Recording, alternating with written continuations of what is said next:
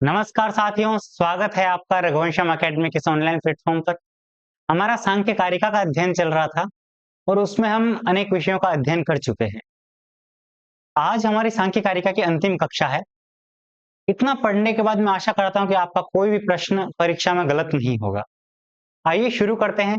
उससे पहले पिछली क्लास का ये प्रश्न जिसका उत्तर आपको देना था, देवानां सृष्टि कतिधा भवति, तो अष्ट विकल्पो दैवस्त्रियग्योनयश्च पंचधा भवति, वो हमने पढ़ा था। तो तिर्यक योनि का 5 प्रकार से होता है और देवानाम सृष्टि अष्टधा भवति। ठीक है, चलिए आगे शुरू करते हैं आज का विषय।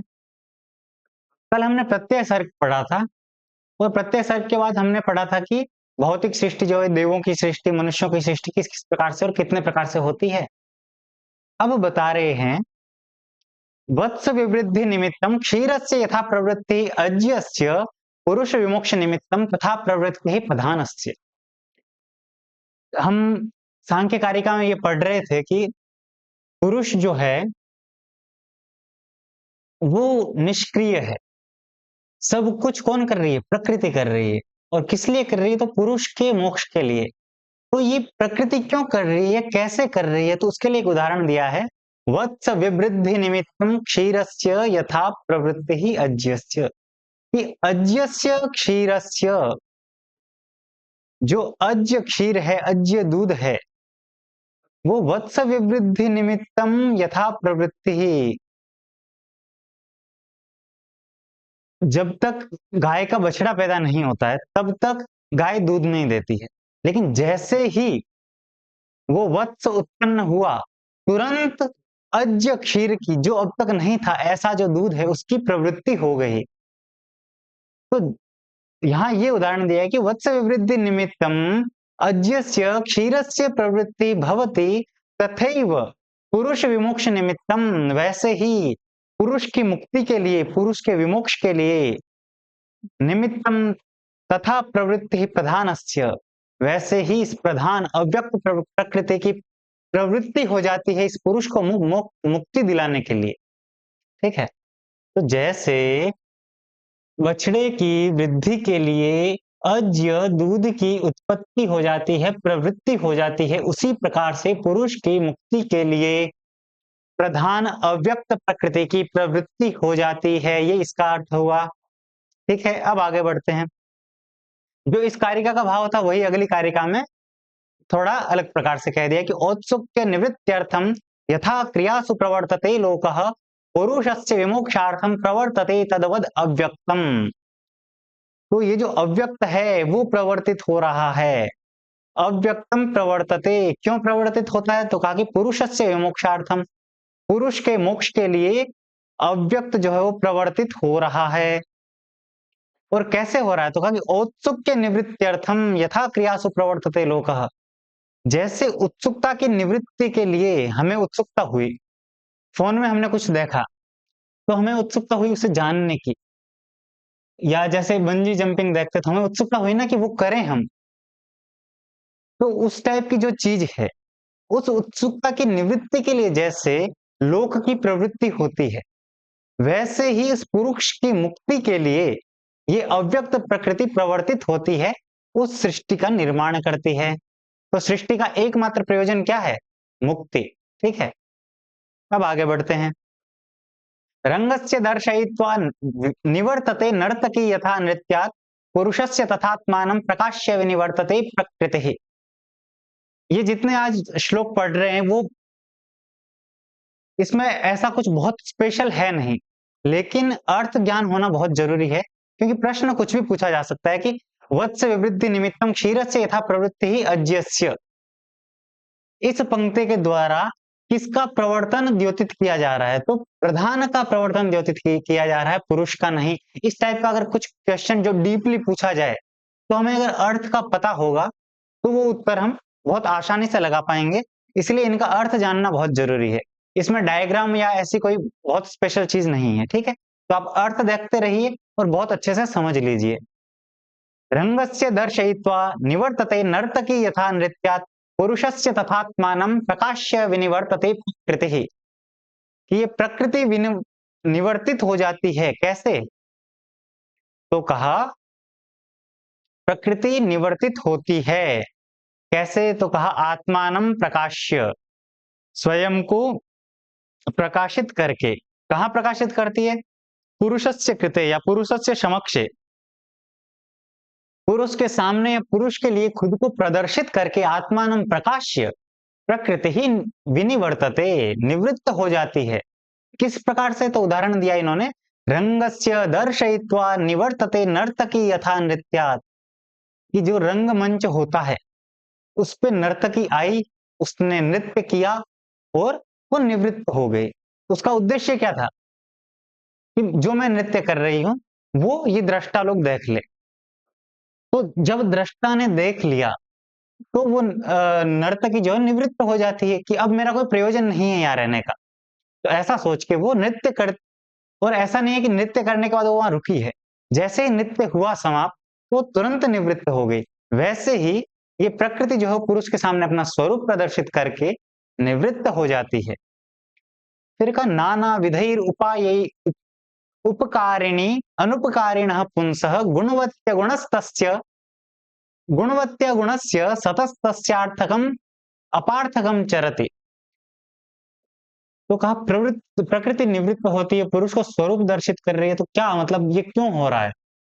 तो कहा जो ये पुरुष है उसके सामने ये नाना विधि उपाय ही उपकारिणी गुणवती चरती। इसको ऐसे समझिए,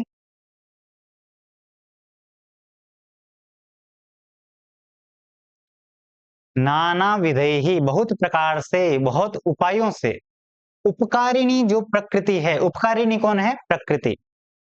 और गुणवती, उपकारिणी गुणवती, क्योंकि तीन गुण है ना इसमें, त्रिगुण, तीन गुण वाली प्रकृति है। और अगुणस्य, अगुण कौन है? तो ये पुरुष है क्योंकि उसमें गुण नहीं है। तो नाना विधि उपाय ही उपकारिणी गुणवती सतस्तस्यार्थक सतस्यार्थम अपार्थकम चरति। ये प्रकृति चरण करती है, विचरण करती है। क्यों करती है? तो कहा अनुपकारिणः पुंसः अगुणस्य सतः तस्य अर्थम अपार्थकम। ये जो अनुपकारी है, अनुपकारी कौन है? पुरुष। वो जो अनुपकारी पुरुष है और जो गुणों से रहित है, ऐसा जो पुरुष है, उसके अर्थ को, उसके प्रयोजन को अपार्थक सिद्ध करते हुए, यानी उसके कैवल्य के लिए ये प्रवर्तित होती है। इस कारिका से कुछ महत्वपूर्ण प्रश्न है, वो आप जान लीजिए।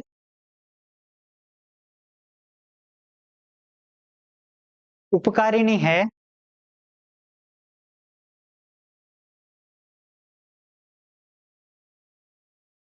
प्रकृति, अनुपकारी पुरुष, गुणवती, क्योंकि इसमें तीनों गुण है इसलिए ये गुणवती है, ये है प्रकृति। और अगुणस्य, गुण किसमें नहीं है? तो गुण जो है पुरुष एकमात्र है जो त्रिगुण से रहित है। तो अगुण, अगुण कौन है? पुरुष। तो ये इस कारिका के कुछ विशेष जो शब्द थे जिन्हें हमें जानना चाहिए, जो परीक्षा की दृष्टि से महत्वपूर्ण है, उनको हमने देख लिया। ठीक है, अब आगे बढ़ते हैं। प्रकृते सुकुमार तरम न किंचित अस्ति इति में मतिर्भवति या दृष्टास्मीति पुनर्न दर्शनम उपैति पुरुषस्य। कि प्रकृति से सुकुमार कुछ नहीं है, प्रकृति से कोमल कुछ नहीं है, प्रकृति से लज्जाशील कुछ नहीं है। अस्ति इति में मतिर्भवति, ऐसा मेरा मानना है, ऐसी मेरी मति हो रही है। ये ईश्वर कृष्ण कह रहे हैं। ठीक है, कि प्रकृति से सुकुमार कुछ नहीं है। क्यों?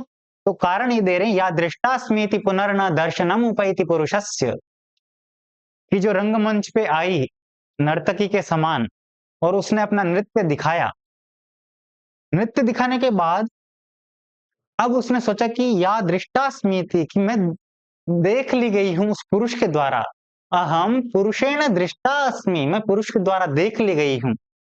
ऐसा मान लेने पर पुनर्न दर्शनम उपैति, वो फिर से पुनः न दर्शनम उपैति, फिर से दर्शन नहीं देती पुरुषस्य, पुरुष को। यानी वो प्रकृति इतनी सुकुमार है, इतनी लज्जाशील है कि जो ये सोच लेती है कि हम दृष्टास्मि पुरुषेण, कि मैं पुरुष के द्वारा देख ली गई हूँ, अतः वो फिर से दोबारा पुरुष को दर्शन नहीं देते। ये इसकी प्रकृति की सुकुमारता है, ठीक है? फिर कहा तस्मान् न बध्यते अद्धा न मुच्यते न संसरति कश्चित् संसरति बध्यते मुच्यते च नानाश्रया प्रकृतिः। कि जो संसरण होता है, बंधन होता है, मुक्ति होती है, वो सब प्रकृति की ही होती है। क्यों? क्योंकि प्रकृति ही लज्जाशील है, वो कि या दृष्टास्मृति में देख ली गई हूँ ऐसा मानने पर वो फिर से दर्शन नहीं देती है, अतः वही उसी का संसरण हो रहा है ना। तो कहा तस्मान् न बध्यते अद्धा, न मुच्यते, कि न बंधन में आता है, न मुक्त होता है, न संसरण करता है कश्चित, यानी कोई भी पुरुष जो है बंधन या मुक्त नहीं होता है, अपितु कौन होता है? तो कहा नानाश्रया प्रकृति ही, नाना आश्रयों वाली जो प्रकृति है, मतलब नाना पुरुषों को आश्रय देने वाली जो प्रकृति है। अब पुरुष जो मेरे अंदर है, इस शरीर के नष्ट होने पर वो दूसरी प्रकृति का आश्रय लेगा, तो नाना आश्रय वाली प्रकृति हुई। और संसरति बध्यते मुच्यते च नानाश्रय प्रकृति, की संसरण भी उसी का होता है, बंधन भी उसी का होता है और मुक्ति भी उसी प्रकृति की होती है, ठीक है? अब आगे बढ़ते हैं। अब मुक्ति होती कैसे है? तो कहा मतलब मुक्ति और बंधन किस-किस प्रकार से होता है, तो उस दोनों के लिए एक कारिका दी है। रूपैः सप्तभिरेव तु बध्नाति आत्मानं आत्मना प्रकृतिः सैव च पुरुषार्थं प्रति विमोचयति एक रूपेण। वहां हमने महत या बुद्धि के 8 भेद पढ़े थे,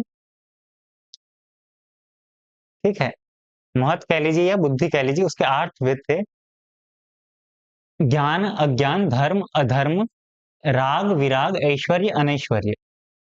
उसमें से जो 7 रूप है, उनसे बध्नाति आत्मानं आत्मना प्रकृति।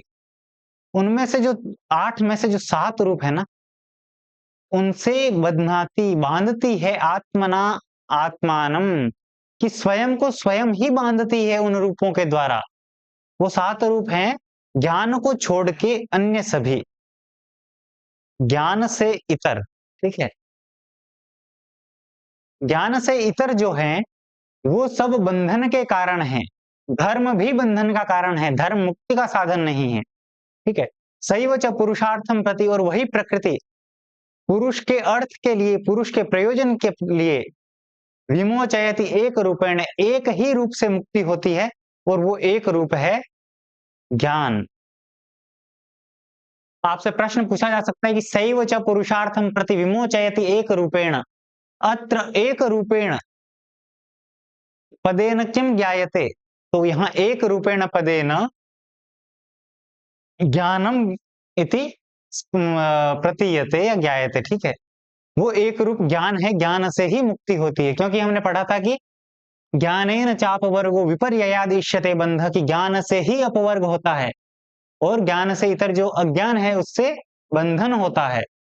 एवं तत्वाभ्यासा नास्मि न मे नाहम इत्यपरिशेषम अविपर्ययात् विशुद्धम केवलम उत्पद्यते ज्ञानम, कि एवं तत्वाभ्यासात, जब तत्वों का अभ्यास किया जाएगा, तत्व का ज्ञान के लिए अभ्यास किया जाएगा, तब क्या होगा? न अस्मि, न मे अस्ति, न अहम अस्मि, ये 3 प्रकार का ज्ञान हो रहा है। न अहम अस्मि, न मे अस्ति और न अस्मि, कि मैं नहीं हूं और मेरा नहीं है, ऐसा ज्ञान होगा। कब? तत्व के ज्ञान होने पर। अविपर्ययाद विशुद्धम केवलम उत्पद्यते ज्ञानम, और ज्ञान का जो अविपर्यय हो जाएगा, ज्ञान के विपरीत अन्य कोई भी भाव जब नहीं आएगा, केवल ज्ञान मात्र शेष रहेगा, तब क्या होगा? विशुद्धम उत्पद्यते ज्ञानम, मतलब अन्य जब 7 रूपों का एकदम बाध हो जाएगा, तब केवल किसका? ज्ञान का उद्भव होगा, केवल ज्ञान का प्रकाश होगा, ठीक है? तो ज्ञान से मुक्ति हो रही है, ये ध्यान रखिए। ज्ञानेन चापवर्गः, ठीक है? अब आगे बढ़ते हैं, और ये सांख्य का सिद्धांत है, अन्य दर्शनों का भिन्न भिन्न सिद्धांत है। सांख्य का सिद्धांत है ज्ञान से मुक्ति होती है। तेन निवृत्त प्रसवामर्थवशात् सप्त रूप विनिवृत्ताम प्रकृतिम पश्यति पुरुषः प्रेक्षकवद स्थितः सुस्थः। कि तेन निवृत्त प्रसवामर्थवशात्, वो जो प्रकृति है वो निवृत्त हो चुकी है किससे? प्रसवम अर्थवशात, प्रसव से निवृत्त हो चुकी है। अब वो नई सृष्टि को नहीं कर रही है। क्यों? क्योंकि वो या दृष्टा स्मृति पुनर्न दर्शनम उपैति, अभी जो पढ़ा था कि मैं देख ली गई हूं, अब मैं फिर से पुरुष को अपना दर्शन नहीं दे सकती। जब ऐसा करेगी तो नया प्रसव नहीं होगा, नई उत्पत्ति नहीं होगी, यानी वहीं स्थूल शरीर समाप्त हो जाएगा, अब वो मुक्ति हो जाएगी। तो निवृत्त प्रसवम, जब प्रसव से निवृत्त हो जाएगी, क्यों? अर्थवसात, पुरुष के अर्थ के कारण, पुरुष की प्रयोजन के कारण। सप्त रूप विनिवृत्ताम, और ये क्यों होगा? जब सप्त रूप से विनिवृत्त हो जाएंगे, जो बुद्धि के 7 रूप हैं, ज्ञान से इतर 7 रूप है, उनसे ज्ञानेतर रूप से निवृत्त जब हो जाएगी, ज्ञानेतर रूपेण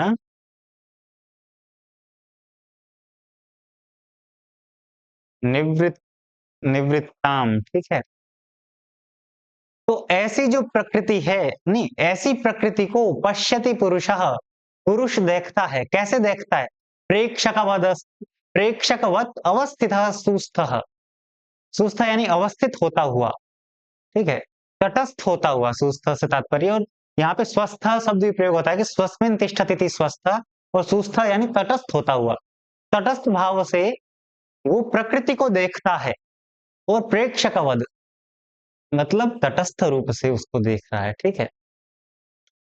और उस समय में प्रकृति सोचती है कि नहीं, उस समय पुरुष सोचता है दृष्टा मया इति उपेक्षकः, कि मेरे द्वारा देख ली गई है प्रकृति, ऐसे में उसकी उपेक्षा करता है। और दृष्टा अहम इति उपरमति अन्य, और प्रकृति ये सोचती है कि मैं देख ली गई हूं पुरुष के द्वारा। अहम पुरुषेण दृष्टा इति उपरमति, ऐसा सोच के उपरमित हो जाती है, निवृत्त होती है। और एक पुरुष सोचता है कि दृष्टा मया, मैंने देख ली है प्रकृति को, तो अब निवृत्त हो जाना चाहिए। तो ये दोनों का मतलब ये दोनों की कंडीशन हो जाती है। और जब ऐसी कंडीशन होती है तो क्या होता है? सती संयोगे पितयोः प्रयोजनम नास्ति सर्गस्य, कि ऐसा होने पे जब संयोग तो बना हुआ रहेगा, जो पुरुष है उस पुरुष ने जान लिया कि ये शरीर मेरा नहीं है, उसमें केवल ज्ञान मात्र का उद्भव हो रहा है, लेकिन ये संयोग तो बना हुआ है, संयोग तो नहीं हट सकता। तो सती संयोगे पितयोः प्रयोजनम नास्ति सर्गस्य, संयोग तो बना रहेगा, लेकिन अब सर्ग का कोई प्रयोजन नहीं है। अब पुनः सृष्टि नहीं होगी, और वो जान चुका है कि जो ये सर्ग है इसका कोई प्रयोजन नहीं है, अब मैं मुक्त हो चुका, ठीक है। अब आगे बढ़िए। सम्यक ज्ञानाधिगमात् धर्मादीनाम अकारण प्राप्तौ तिष्ठति संस्कार वसात् चक्र भ्रमेवद धृत शरीरः, कि सम्यक ज्ञानाधिगमात्, जो ज्ञान है उसका जब अधिगम हो रहा है, ये वही अभी भी बुद्धि के 8 ही रूप चल रहे हैं।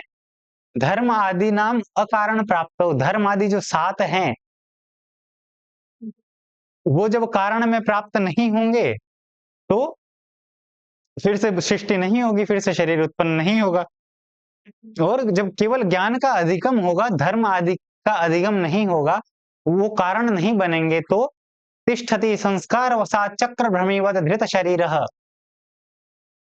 तब जो पुरुष है वो इस जड़ शरीर में रहेगा तो सही। क्यों? क्योंकि तिष्ठति संस्कार वसात्, जो हमारे संस्कार है, जो प्रारब्ध कर्म है, उनके कारण संयोग तो बना रहेगा जब तक कि ये मतलब स्वाभाविक रूप से छूटता नहीं है, लेकिन केवल ज्ञान का अधिगम होगा। और वो किस प्रकार से उदाहरण दिया है, जैसे जो कुंभकार होता है वो घड़ा बनाता है, घड़ा बनाते समय वो चाक घुमाता है, और वो चाक ऐसा नहीं है कि घड़ा बनते ही रुक जाती है, घड़ा जब बन के सिद्ध हो चुका है तब भी उसकी धुरी इतनी तेज होती है कि वो किंचित काल तक घूमती रहती है।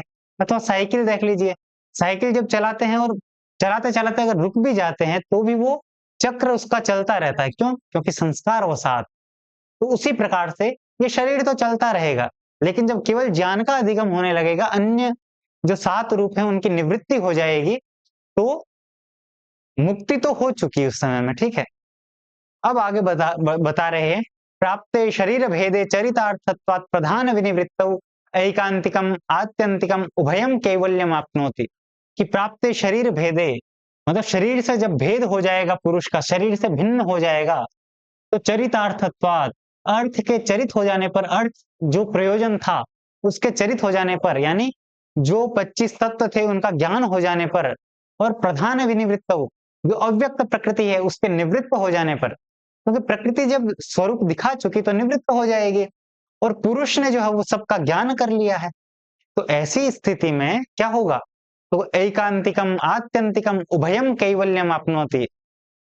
ऐसी स्थिति में एकांतिक और आत्यंतिक दोनों प्रकार का कैवल्य वो प्राप्त कर लेता है, जो कि इसका प्रयोजन पहली कारिका में हमने पढ़ा था कि इसका प्रयोजन है एकांतिक और आत्यंतिक दुखों की निवृत्ति करना। और दृष्टि सा अपार था, दृष्ट से वो सिद्ध नहीं हो सकता, और उसी प्रकार से आनुश्रविक से भी नहीं हो सकता। आनुश्रविक में 3 दोष बताए थे, उसको वहां पढ़ लीजिएगा। तो एकांतिक होता है अनिवार्य रूप से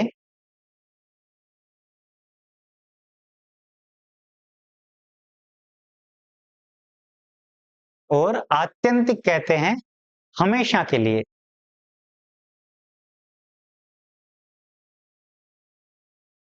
तो जब ये सब हो गया, प्रधान की निवृत्ति हो गई, शरीर से भेद हो गया और अर्थ चरित हो चुका है, यानी सब ज्ञान हो चुका है, ऐसी स्थिति में उभयम कैवल्यम आपनोति, इन दोनों प्रकार का कैवल्य दे, दोनों प्रकार की मुक्ति प्राप्त हो जाती है। ये बताया, ये सारा सांख्य का जो प्रयोजन था, सांख्य के सिद्धांत थे, वो सब यहाँ समाप्त हुए। अब आगे बता रहे हैं, पुरुषार्थ ज्ञानमिदं गुह्यं परमर्षिणा समाख्यातम स्थित्युत्पत्ति प्रलयाश्चिन्त्यन्त यत्र भूतानां। कि ये जो पुरुषार्थ ज्ञान है, पुरुष का जो प्रयोजन है वो गुह्य है, और उसको परमर्षिणा समाख्यातम, परम ऋषि पदेन किम ज्ञायते, परम ऋषि है कपिल, परम ऋषि कपिल है, और उन्होंने इसका ज्ञान दिया। और स्थिति उत्पत्ति प्रलयाश्चिन्त्यन्त यत्र भूतानाम, और इसमें क्या किया जाता है, भूतों की स्थिति, उत्पत्ति और प्रलय, इन तीनों का चिंतन किया जाता है। अब ये गुरु शिष्य परंपरा को और आगे बता रहे हैं कि एतत् पवित्रमग्र्यम, ये मत्रियम नहीं है, अग्रियम है, ठीक है। हाँ, एतत् पवित्रमग्र्यम मुनिर आसुरये अनुकंपया प्रददौ आसुरीरपि पंचशिखाय तेन च बहुधा कृतं तंत्रम। यानी सबसे पहले कपिल को ये, कपिल ने ये ज्ञान समाख्यात किया, उपदेश किया, किसको, आसुरी को, और परम अनुकंपा से ये ज्ञान दिया है, ठीक है। आसुरी, आसुरी ने दिया पंचशिख। अब पंचशिख ने एक ग्रंथ की रचना की जिसका नाम था षष्ठी तंत्र, जो कि बहुत विस्तृत था, और वहां से अनेक परंपराएं बन गई, अनेक गुरु शिष्य परंपरा, वहां से मतलब अनेक शिष्य थे उनके, तो वहां से वो परंपरा बिखरते बिखरते, तो ये क्रम देख लीजिए, कपिल से आसुरी, आसुरी आसुरी से पंचशिख, और उसके बाद अब आगे बता रहे हैं कि शिष्य परंपरायागतम ईश्वर की कृष्ण न चैतद आर्या भी। उसके बाद ईश्वर कृष्ण का नंबर आया, जो कि शिष्य परंपरा से चलते हुए काफी टाइम बाद आया है। उस बीच में अनेक अन्य आचार्य भी हुए, जिनका नाम मैंने पहली क्लास में, जो कि सांख्य कारिका के लिए परिचयात्मक क्लास थी, आचार मीमांसा, तत्व मीमांसा आदि उसमें हमने पढ़ी थी, वहां आप देख लीजिएगा। तो शिष्य परंपरा से अब ईश्वर कृष्ण को ये ज्ञान प्राप्त हुआ, और उसको उसने क्या किया, एतद आर्या भी संक्षिप्त आर्यमतिना सम्यक विद्याय सिद्धांतम। तो ईश्वर कृष्ण न आर्यमतिना, कि आर्यमति श्रेष्ठ मति वाले ईश्वर कृष्ण ने सम्यक विद्याय, अच्छी प्रकार से जानकर, किसको, सिद्धांतान, सिद्धांत को जानकर, संक्षिप्तम, इसको संक्षिप्त किया, किसको, षष्ठी तंत्र के जो सिद्धांत थे उन सबको बहुत अच्छे से जाना और संक्षिप्त रूप से यहां उन्होंने प्रकाशित किया। फिर का सप्तत्यम के लिए अर्थास्ते अर्थाकृत षष्ठी तंत्रस्य आख्यायिका विरहिता परवाद विवर्जिताश्च। कि सप्तत्याम, जो इसमें 70 श्लोक तक इन्होंने जो तत्व आदि का विषय था, वो 70 कारिका तक ही था। उसके बाद जो इन्होंने गुरु शिष्य के विषय में ये बताया है कि हमारे गुरु ये थे आदि आदि। तो इन सप्तति में इसको सांख्य सप्तति, हिरण्य सप्तति आदि नाम से भी जानते हैं। तो ये अर्थाः कृत्स्नस्य षष्ठी तंत्रस्य, जो षष्ठी तंत्र में पंचशिख ने इतना विस्तार पूर्वक बताया था ना, वो सारे के सारे मैंने इस सप्तति में दे दिए हैं, इन 70 कारिकाओं में दे दिए हैं। लेकिन कैसे दिए हैं? तो कहा आख्यायिका विरहिता, आख्यायिका से रहित है और पर वाद विवर्जिताश्च, जो वाद विवाद करके कि मतलब पहले किसी का मत उपस्थापित किया है षष्ठी तंत्र में, तो फिर उसका खंडन किया है, फिर उपस्थित किया है, फिर खंडन किया है, तो उन सब चीजों को छोड़ दिया। और आख्यायिका जो मतलब समझाने के लिए ज्यादा कथाओं आदि का प्रयोग किया गया था, उनको भी मैंने छोड़ दिया है। ठीक है, तो देख लीजिए सांख्य कारिका किस प्रकार का ग्रंथ है, वहां पे आपको फिर दे देंगे कि कृत्स्नस्य षष्ठी तंत्रस्य अ, अ, अर्थ प्रस्तोता, मतलब संपूर्ण षष्ठी तंत्र के अर्थ को प्रदान करने वाला एक ऑप्शन होगा, एक होगा आख्यायिका विरहितः, एक ऑप्शन होगा आख्यायिका सहितः और परवाद विवाद विवर्जितः। तो इनमें से कौन सा नहीं है? तो हमें आख्यायिका जो सहित ऑप्शन होगा वो मतलब गलत हो जाएगा। तो ऐसा प्रश्न भी बन सकता है, आज तक नहीं पूछा है लेकिन अब पूछा जा सकता है। तो आज हमारी सांख्यिकी कारिका की क्लास यहीं समाप्त होती है और सांख्य कार्य का हमारा संपूर्ण अध्ययन हो ही चुका है। अगर आपने नहीं पढ़ा है तो पीछे की कक्षाएं पढ़ सकते हैं, और इतना पढ़ने के बाद मैं विश्वास से कह सकता हूं कि आपका कोई प्रश्न गलत नहीं जाएगा। जुड़े रहिए रघुवंशम फैमिली के साथ, आगे हम अन्य ग्रंथों का भी इसी प्रकार से अध्ययन करेंगे। धन्यवाद।